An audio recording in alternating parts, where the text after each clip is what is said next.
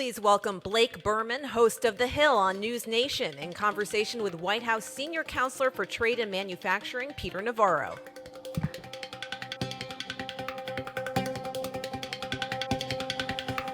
Hi, all. Good morning. Thanks for having us. I'm not sure how I follow Leland and the doctor, but I'll do my best here. Peter Navarro, a guy who I've known probably 8 years now, since the beginning of the first term. I think so. Peter is a senior counselor to the president for trade and manufacturing. I think those stories are in the news a little bit. A little bit.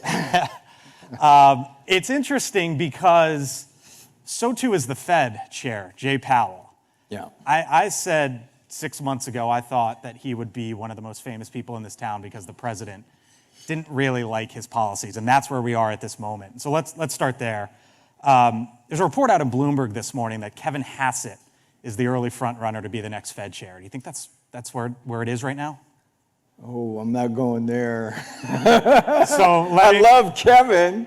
He'd do a great job. But let's talk. Let me just explain. I'm not new to the Jay Powell criticism thing. I've been writing about this since the first term. And folks, let me explain. My background is as a macroeconomist.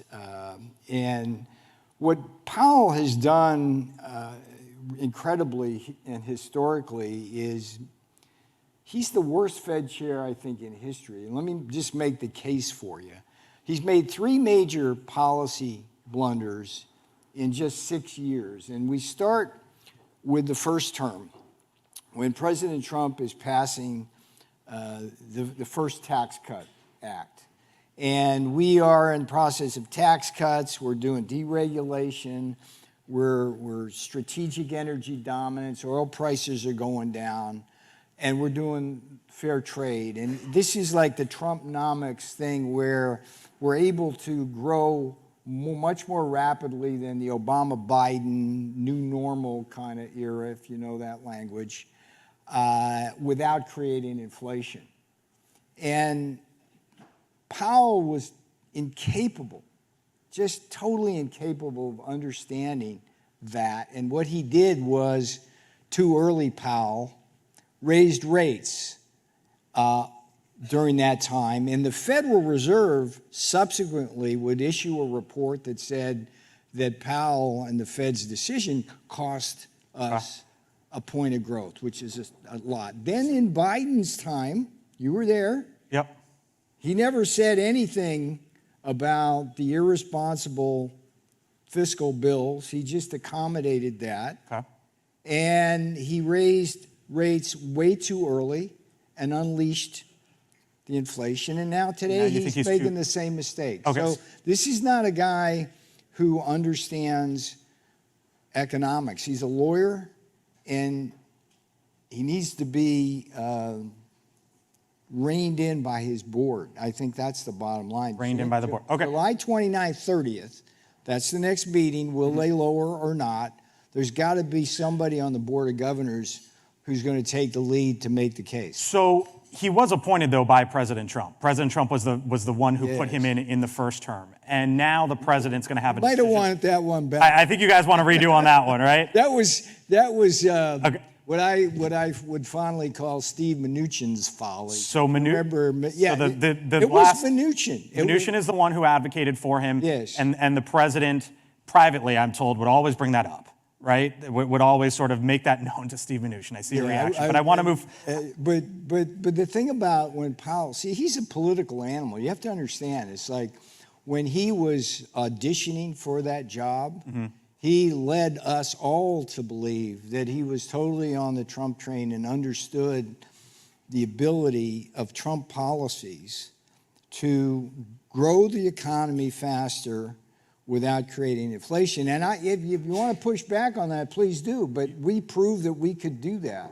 And so and then with Biden, he sucked up to Biden so he could get reappointed. And that was the root of the problem of him not raising rates fast enough when all this, it was a combination of demand pull inflation from the bad bills they were passing, right, and supply shocks because they didn't, as Buttigieg screwed up the supply chain. You bring up, though, Trump policies. Yes. And it leads me to the next question, which is the president has a pick to make here at some point. Sure. Should it be from someone learning the lessons of the past, how the administration views it? Should it be from someone who is inside the administration, who is trusted? Yeah. Or should it be someone from outside the administration? So, look, the independence of the Federal Reserve is very important. I'm the first to say that there shouldn't be partisanship. I think the two best Fed chairs historically were William McChesney Martin, who stood up to LBJ when the guns and butter thing was going on and said, I'm the guy who takes away the punch bowl when the party's getting good, right? I mean, that's the kind of Fed chair you want. And just like Paul Volcker had the courage to basically induce just this severe recession to bring down inflation. Those guys understood economics and they implemented. So all I want is a Fed chair who understands how economies work. And Powell ain't that. And interestingly enough, this is a very tough job. Do you think he can be fired? I'm not going there. You want to make a headline? No, but no. No, but it's about the way out, look, right? The issue, look, we're in the end game now for Powell, and what I think needs to happen, Powell doesn't determine the decision. It's the Board of Governors that does. But the problem with the Fed now is it's too politicized because a lot of folks on that board are Democrat appointments who hate Trump, and it's just we got to get beyond that, okay? For the American people's sake, the man won in a landslide, and that doesn't happen unless the people are behind him. So he ran on what did he run on? Closing the border. He ran on fair trade. He ran on a strong defense. He ran on strategic energy dominance. Right. He's deregulation. He's doing all that stuff. And we learned from the first term, Blake, we learned from the first term that those policies stimulate the economy in a way which does not provoke inflation. So we need somebody who will embrace that philosophy at the Fed. And it's not for me to choose. Let me ask you about the trade policy and tariffs, because it is something that the Fed chair is watching. President Trump spoke last night on the... But not understanding, to be clear. We'll leave it there. Yeah. The president spoke last night on his way back from Pennsylvania. Yes. And because there's the August 1st deadlines and all the letters are being sent in. Yes. The president suggested that there could be 5 or 6 deals by the end of the month, but maybe really only 2 or 3, depending on how things shake up and whether he likes them or not. So you're either going to get trade deals, let's just call it a handful, give or take, or tariffs, right? And if that's the case, if there are more tariffs than trade deals, is that viewed as a victory by the administration? So let's be clear, the trade deals are tariffs. I mean, let's do Indonesia, okay? The Indonesia is a microcosm of what we're trying to do. The subtext here is that we live in a World Trade Organization system which by law allows every other nation in the world to charge us higher tariffs. It's called the Most Favored Nation Clause. It's like insane that we agree to that. And it also allows other nations to impose high non-tariff barriers. So by definition, there's a reason we have $1 trillion trade deficit every year is because they cheat us. So that's got to change. So if you take just Indonesia yesterday that the president announced, this is a country that's the 4th largest in the world. Most people don't know that. If you ask them that, they think it's like this small little place out there. But it's the 4th largest country in the world. Historically, it has cheated us. It has not. It kept high tariff barriers, particularly to our agricultural products. What have we got now in the deal? We've got a 19% tariff that they're accepting to. Okay, they are in exchange have no tariffs on us, and they promise no non-tariff barriers. They're going to buy our ag. They're going to buy our energy. They're going to buy our medical devices, which they haven't done in the past. And instead of having a $17 billion a year trade deficit with Indonesia, we'll probably get that to 0 under those conditions. Now, that is a beautiful thing. And so when you say, Blake, it's either tariffs or deals, no, it's like it's tariffs and deals. You view it as both. Every deal that we're striking is having a global trade component in it, okay? With the UK, I think it's 10%. So the reason why we have to do this is because those countries cheat us. I mean, we've got to, as a country, agree on that. The Democrats, the left can't disagree with that. It's just fact. So the only question becomes, what do you do? And of course, the next thing out of the left's mouth is, well, it's going to create inflation. Well, you did see CPI rise, inflation, the inflation print. Liberation Day was April 2nd, and the headline number went from 2.3 to 2.7 over the last 2 months. Below expectations. Do not draw a straight line, though, from, okay, we're collecting all these tariffs to CPI rising. Absolutely not. In fact, the Council of Economic Advisors, which is a body it's quasi-independent in the White House, but it's in the EEOB, came out with a study last week which looked at the prices of imported goods versus domestically produced goods. There was no evidence at all of inflation in imported goods. In fact, that was going down a little bit. It was going up a little bit in domestically produced goods, but the net was nothing. And again, the problem with everybody who criticizes our policies and warns about inflation is history's on our side. We heard the same damn thing coming out of the same mouths of the same damn people, and they were wrong the first time around. So square the last 2 months for me then.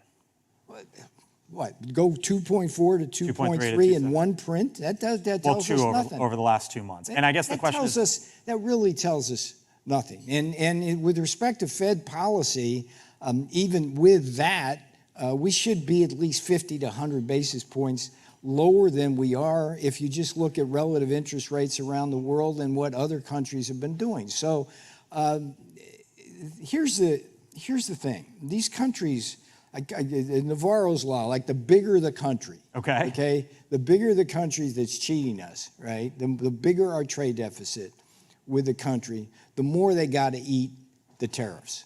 It's just a fact, because in order for those countries to have their economy go, they got to keep stuffing products here, and the only way they're going to do that is lowering prices. And that was our experience, Blake, in the first term. Let me give you a practical example, because there's probably, 70%, 60, 70, 80% of the people in this audience, I bet you have an iPhone. I was just showing you some things on my iPhone back there, for example. The president wants iPhones made here, and depending on whatever model you get, right, $600, $1,000, somewhere in between. Analysts, though, have said... Did you ever think a phone would cost $1,000? What? An iPhone? Yeah. That's what it costs. I know. But think about it. You think it's cheap? It's cheap. I don't know. I mean, it's just it's a hard concept to wrap your head around. But the analysts say if we assemble iPhones and make them here in this country, you're talking about $2,000, maybe even up to $3,500 iPhones. It's nonsense. The president wants them made here and has talked about a 25% tariff. If you're looking at it, Peter, through the lens of Tim Cook, they can make them cheaper overseas. Consumers can buy them cheaper. It's better for his company. It's better for his shareholders. Why not continue down that path? Well, first of all, I see Apple as sui generis. It's not as what? It's sui generis. It's like unto itself, right? It's like when you have the tariff discussion, it's really not useful to use Apple as a reflection of tariffs more broadly. It's just it just isn't. But when you talk about the Apple thing, I'll give you my own experience. In the first term, Tim Cook, you see him at the White House like every other day. He's coming in and shaking hands and being nice and being Tim Cook, and his rhetoric is one of, hey, we're too big in China to tariff, right? And if you tariff us, then Samsung and whatever is going to steal our market share. Okay. But we promise, Mr. President, that if you simply give us some tariff relief now, we'll come produce in the United States. We will do that. That's like 2018. That's like 2019. That's 2020. They didn't do it. They just didn't do it. So and I know for a fact that, for example, Corning makes that beautiful. Lots of components. They can do that here. They can do it here, and these cost estimates. So I don't love talking about Apple because it's not the norm. I mean, what you're seeing here, and grant me this, we're seeing trillions upon trillions of dollars of commitments from all sorts of other companies, not named Apple, So you talk, and who are going to come right here and produce right here and create jobs right here and create tax revenues right here. And by the way, they're going to do it, and as they're putting that in, they're going to get 100% expensing.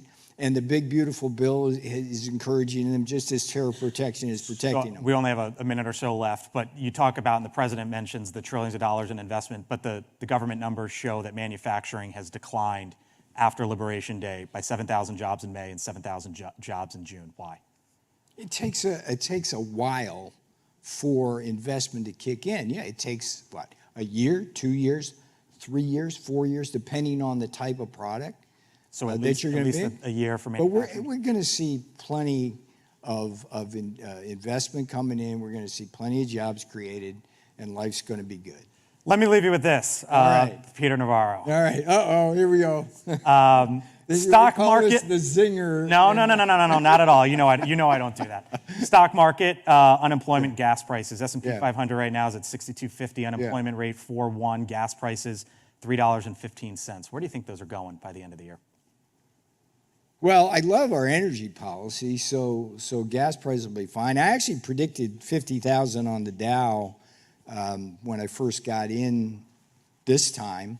The day after the election in 2016, literally the day I went on CNBC and predicted 25,000 on the Dow, everybody thought I was nuts, and we hit that like in, 18 months or something. What we care about in Trump land is rising real wages. We want people to have jobs, and we want their inflation-adjusted wages to go up. I think that's going to happen. We had that in the first term. We're going to see robust employment. We're going to see, AI is going to have a tremendous impact on the employment market. That's what Peter and I were talking about. Yeah, and we've got to be able to offset that, but the productivity gains are going to drive wages up.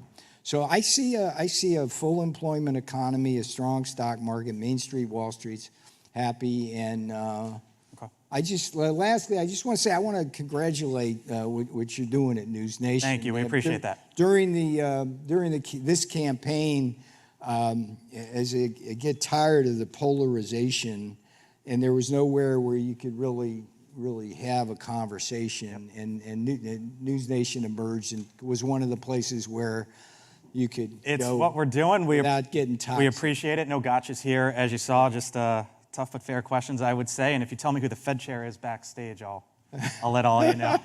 Peter Navarro, thank you, sir. I'm not telling you. Thank you. Appreciate it.